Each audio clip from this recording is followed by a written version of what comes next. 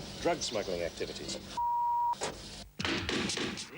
Arthur Scargill in trouble, girls in trouble over drugs, haemophiliacs seeking justice, and mothers their children.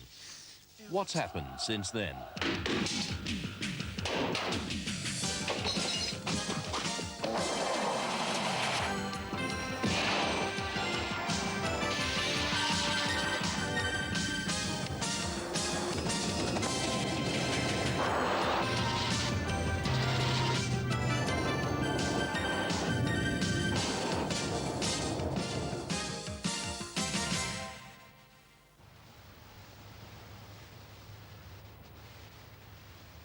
This is a kidnap in progress.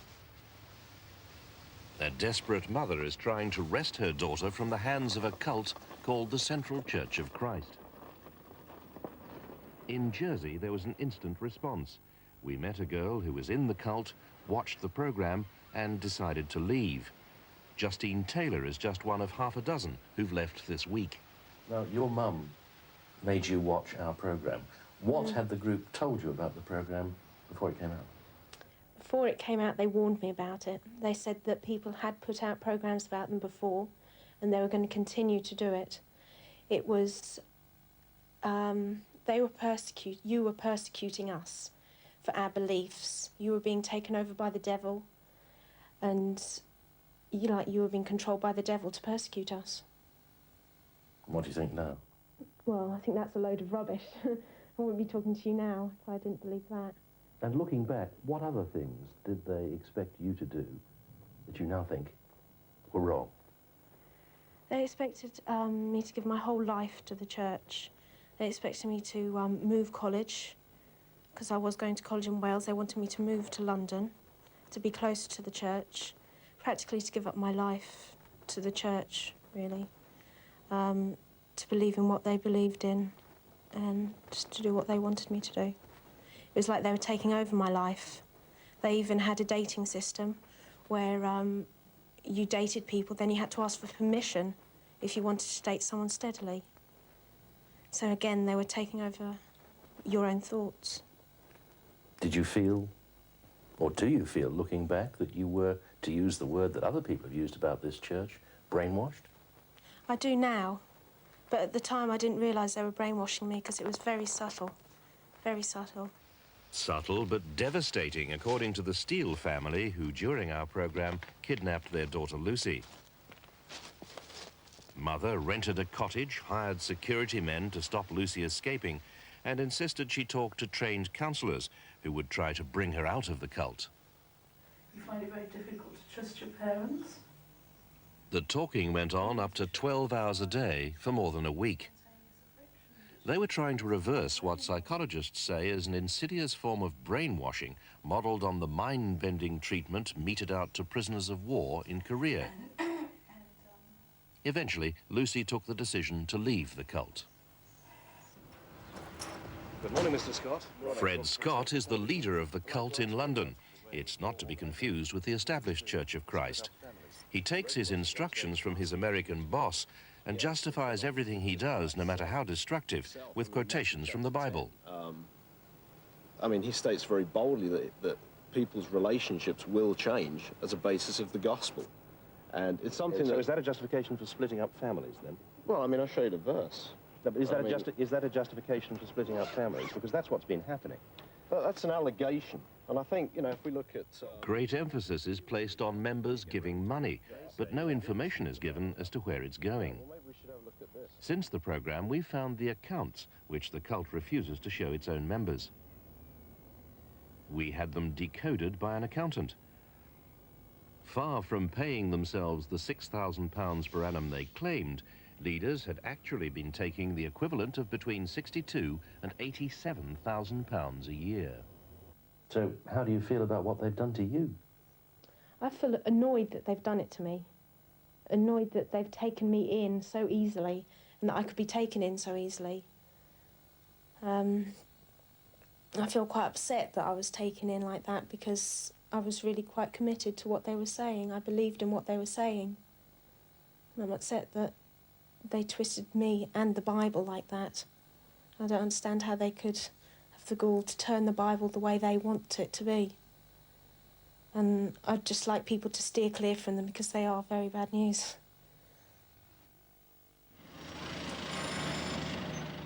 Two more young women in trouble took Patrick and Frances Scargill to the Juvenile Remand Centre in Bangkok. Inside, Patricia Scargill is awaiting trial, accused, with Karen Smith, of trying to smuggle half a hundredweight of heroin through Bangkok airport. Whilst the search goes on for the men who set them up, we went further to the man who produces the heroin.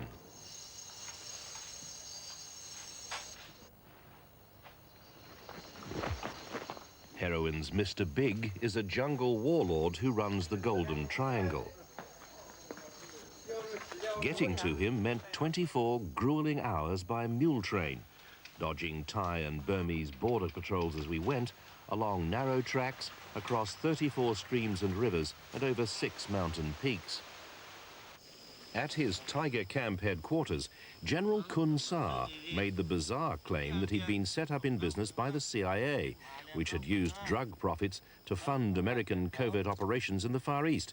This was confirmed by interviewees in Australia, where the money was laundered, and in America, where CIA officials hatched the plot. And these are the men now, over these years, who have become primarily responsible for instigating this massive epidemic of hard narcotics, of heroin and cocaine in Britain, in the United States, and in Europe. That's who these men are. In Kun Sa's hands, the raw opium that is refined into heroin.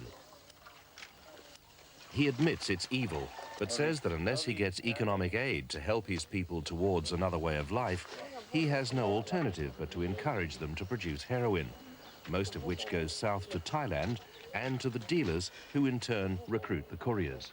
Good, very good. Karen Smith made her latest court appearance on Saturday. She was again remanded in custody. Karen, who is 19, faces life imprisonment, though Patricia, as a juvenile, may be luckier.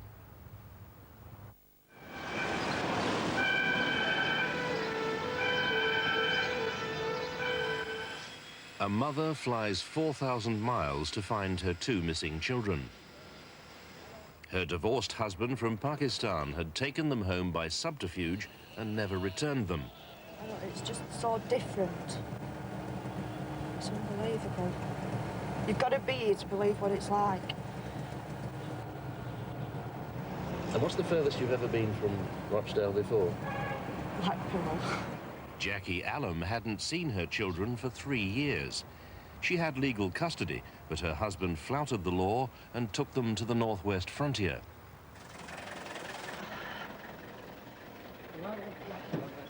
The moment she'd dreamed about almost every night. Hello. Hey, Imran.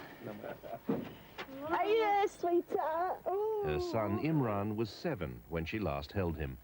You've grown up. The most surprising news was that the father wasn't there. He'd taken the children to live with relatives and gone back to England. Why not let Imran come back? But in a bitter twist, her ex-husband turned up at the last minute and told Jackie that he'd persuaded the children that they didn't want to go back with her. You're beautiful. You are. So meeting the children again, Shella was 10 when she was stolen, is now a treasured memory. Jackie had to return to England without them. The National Council for Abducted Children tries to help mothers like Jackie. But they say the problem is getting worse. I always will. We estimate that 500 children are abducted every year out of the UK alone. And where are these children taken mostly? Mostly to Muslim countries. I can honestly say about 80% of children are abducted to Muslim countries. And what makes them particularly difficult to deal with? Well, it's the legal system there. Men have more rights than women in Muslim countries. After the age of 9, the guardianship of the children tends to go to the father. On a visit to Rochdale after the programme, Tariq Katak, the local godfather in the tribal area where the children now live. Enjoy your journey. He's still working to bring them back, but whatever he told Jackie is for the moment a secret. Also supporting her and others facing long legal battles over stolen children is the Pakistani High Commissioner to Britain, now returning to a new job.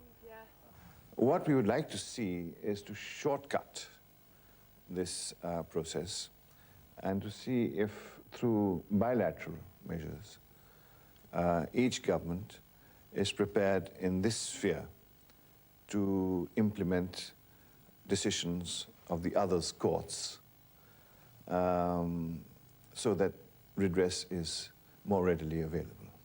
Well, in your new position as Foreign Secretary, you're just the man to see that that happens, aren't you? Well, I'm aware of the distress that has been caused to parents and to children. I'm also aware of the legal side. We would not like our laws to be flouted in this way. In March, we revealed how Arthur Scargill had diverted and misused millions donated to help striking miners in '84. In a second programme, more evidence. How Scargill bought this house with a secret £100,000 loan from Russian money given for striking miners when the miners hardly had a penny. Following our first programme, the NUM commissioned the Lightman report, which turned out to be scathingly critical of Mr. Scargill. There have been a number of misapplications of funds and breaches of duty. And Mr. Lightman didn't believe much of what the President said. Mr. Scargill's story on a number of points has changed as it suits him. Unbeknown to Lightman, key documents were changed to suit too, like this one, which dealt with a house purchase for Roger Windsor, the union's former chief executive who first blew the whistle. The witness signatures have been forged, and so too have those of Mr. Windsor and his wife Angie. The names of the witnesses are well known to Angie and myself. The signatures are neither mine nor Angie's. And the two people concerned were not present when the document was signed. Indeed, nor could they be, because the document was never signed. Well, that looks like your signature. It does indeed. You're saying it's a forgery? It's a forgery. More double-dealing in Paris. The International Miners Organization, founder President Arthur Scargill, now controls much of the missing money. On the day of our second program at the NUM conference, more denials of Libyan money, but an admission that the problem of the Russian money should be resolved. There's been much speculation, especially in the media, about monies from the Soviet Union. And I don't care whether by agreement or whatever, that money is determined belongs to the IMO, the MTUI or the NUM. I'd be more than delighted if they said it belonged to the NUM. They, of course, being himself. Arthur Scargill is president of both the IMO, which has the money, and the British NUM, which wants the money. At least 17 secret bank accounts, documents which looked legal but weren't, cash transactions for house purchases. Since the program, there's been a flurry of activity in an effort to discover the real truth. The NUM has sued its own president. The Serious Fraud Office is investigating. Gaddafi says there was Libyan money.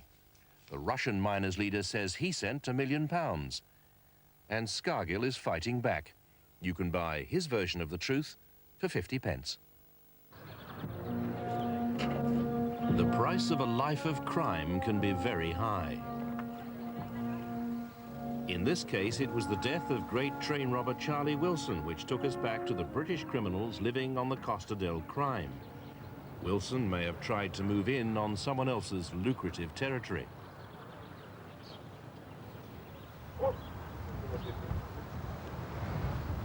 A hired killer gunned him down beside his pool at his home at Marbella. And his dog, too.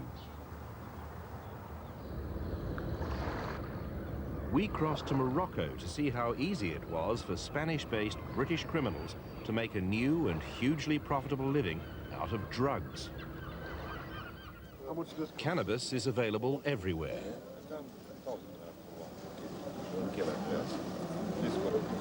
You have much?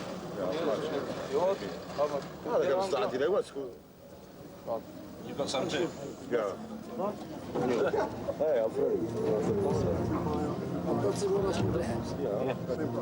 We were posing as drug dealers seeking to buy £10 million worth, and were taken high into the remote Rif Mountains by one of the biggest and most ruthless growers. The deal was set up and included the bribing of the Moroccan police who would deliver the drugs to our boat. Is this work? Is seguro, guaranteed. Guaranteed security. Yeah, security. Once ashore in Spain, the drugs would be transferred most probably to a long-distance fish lorry, which police and customs would be reluctant to open. But here's one they did. This refrigerated trailer was to have its insulated lining replaced with 3/4 of a ton of high-grade hash. And this is the man charged with organising it. The trailer prepared for smuggling drugs was taken. Why? What's silly about it?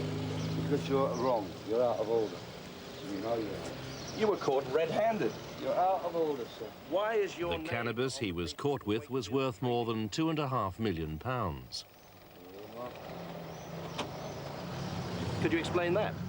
I haven't anything to say. If you've got nothing to hide, why don't you explain why your name was on the Wakefield trading papers? I've never been charged with anything.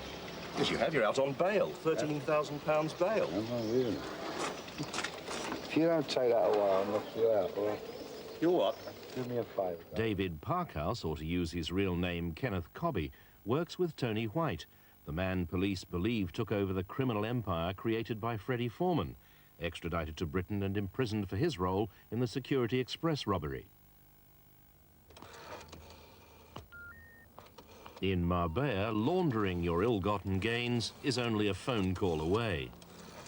Police now also want the man we secretly filmed, offering to launder the profits of our fictitious 3-ton drug deal.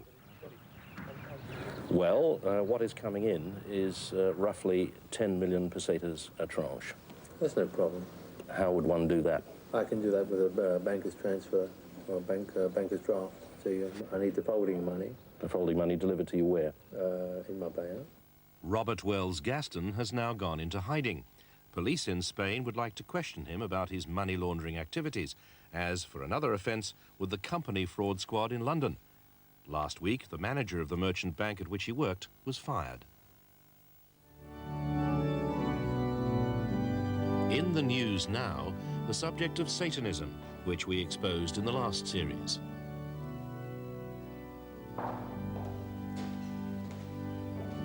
Satanism is on the increase. In fact, it's going through an explosion at the present time, and has been over the last 30 years. So Satan's PR is pretty good.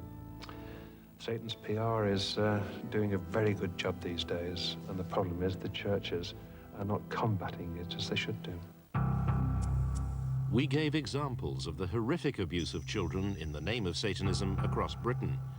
We were criticised in some quarters for being sensationalist, but developments since then suggest we weren't. It seems to have been the last 2 years that all of this has been coming out in the open, and I think it's important that it does. In fact, we're organising seminars to train people to look at the differences between basic childhood sexual abuse, satanic abuse. We have Americans coming back attached to our conference who are going to be giving week-long seminars in London, the Isle of Man, Ireland, because we had requests literally from all over England for more information. In the car park behind a London synagogue, police were recently looking for human remains, children who might have been killed by paedophiles in the making of pornographic films. They didn't find anything, but the search goes on, and a national body to coordinate information on ritual abuse is being set up by Peter Bibby. I don't think it's being dismissed as bizarre and sensational fiction. What I think is happening is that many more professionals are coming into contact, in particular with ritual abuse.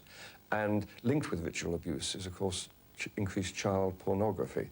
As far as my contacts in the public are concerned, people are believing what they're reading and some people are having great difficulty actually coming to terms that this is actually happening. But I think it being talked about is a very important factor in influencing the public.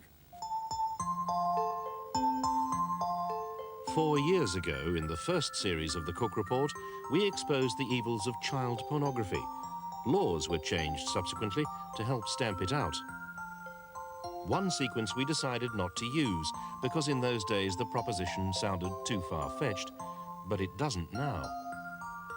This man is a self-confessed paedophile who haunted fairgrounds to pick up children. It's like a drug addict, really. When you first experience a puff on a cigarette, a marijuana joint or something like that, you go on to something bigger. What's very clear is that there's an escalation right through, and the man's actually told me that he's ended with looking at videos that include the killing and the death of the child.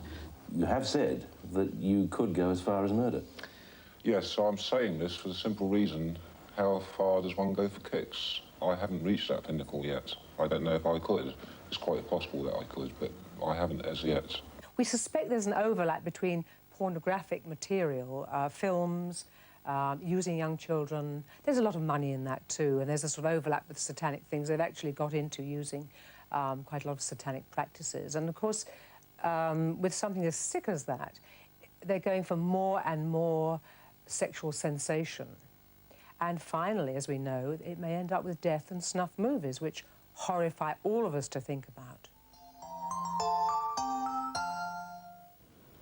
Following the trail of those with something to hide on behalf of those with something to lose can lead round the world.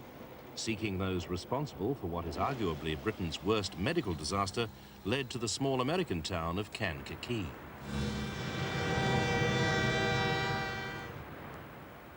This is the home of Armour Pharmaceuticals, a company which sold contaminated blood products. Armour Pharmaceutical Company has redefined the process by closing the loop. The firm makes Factor 8 and were British market leaders with this product, which haemophiliacs need to make their blood clot. Now they boast about its purity, but 5 years ago, the product designed to save life was giving haemophiliacs AIDS. We found medical records which showed that Armour Factor 8 had infected haemophiliacs like Bob Threakle from Birmingham. We showed Bob secret company records, which proved that Armour and other American companies knew their products could carry AIDS and did nothing. Well, words fail me. It's absolutely diabolical that they put, presumably, profit before my life. Yeah, they were sitting around the table quibbling about money while we were injecting Bob with live AIDS virus. Yeah, which they knew about. And which they'd provided. Yeah, it's inhuman. In a major development since our programme, an American congressional inquiry has started into the whole blood scandal. Did blood go untested by over 2 years despite the availability of tests that could have detected the presence of the AIDS virus? Or at the very The inquiry is facing up to some of the same questions that we posed. Was the decision not to test made for purely economic reasons, at a cost of countless lives and of thousands or perhaps tens of thousands? The inquiry will also be hearing evidence from some of the witnesses we found. For the AIDS virus.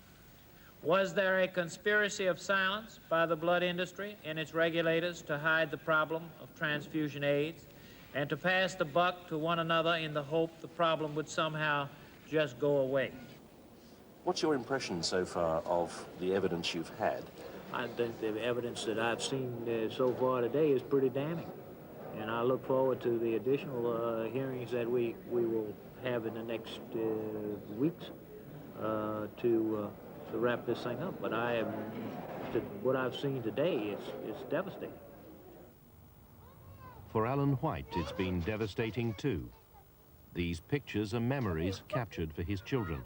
He's now too ill to play in the woods. He's dying of AIDS. 1,200 haemophiliacs are now suing the government.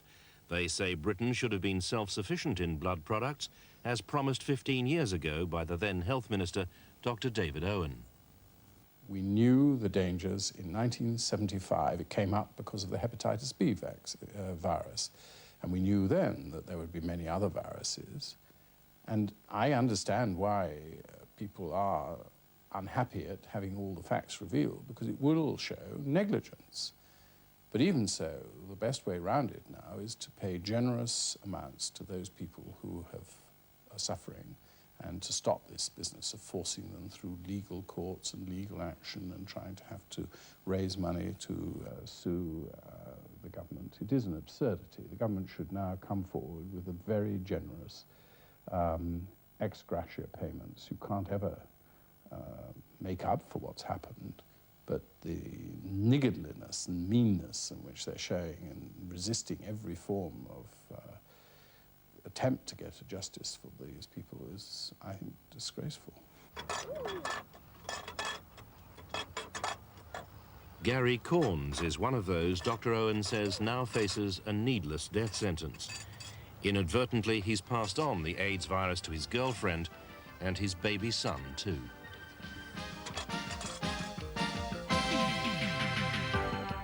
And on behalf of those with something to lose, the Cook Report will be back next spring on the trail of those with something to hide.